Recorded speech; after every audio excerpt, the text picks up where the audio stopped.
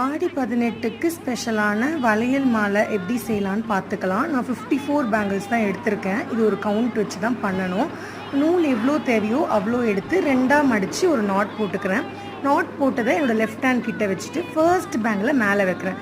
நூலுக்கு மேலே விட்டு மொத்த நூலையும் வெளியே எடுத்து ஒரு டைட் நாட், இதான் ஃபர்ஸ்ட் பேங்கில் நல்லா நாட் போட்டுக்கணும்.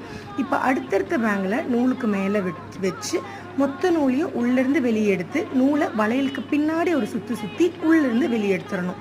ஸோ இதே மாதிரி ரிப்பிட்டேட்டிவ் ப்ராசஸ் தான். இந்த வீடியோ பார்த்தீங்கனாலே தெரியும். ஃபஸ்ட்டு வளையலை நூலுக்கு மேலே நம்ம வைக்கணும். அதுக்கப்புறமா மொத்த நூலையும் உள்ளேருந்து வெளியே எடுக்கணும். ஒரு சுற்று பின்னாடி விட்டு மொத்த நூலையும் வெளியே எடுக்கணும். இதே மாதிரி நீங்கள் எவ்வளோ கவுண்ட் வச்சுருக்கீங்களோ அவ்வளோ பேங்கிள்ஸையும் பண்ணிவிட்டு லாஸ்ட்டாக ஃபஸ்ட்டு பேங்கிளுக்கு எப்படி ஒரு டைட் நாட் போட்டிங்களோ அதே மாதிரியே போட்டுக்கணும். ஏதாவது ஒரு வேண்டுதலை மனசில் வச்சுட்டு ஒரு விளக்கேற்றி வச்சுட்டு நீங்கள் இந்த வளையல் மாலை கட்டினா உங்கள் வேண்டுதல் நிறைவேறும்.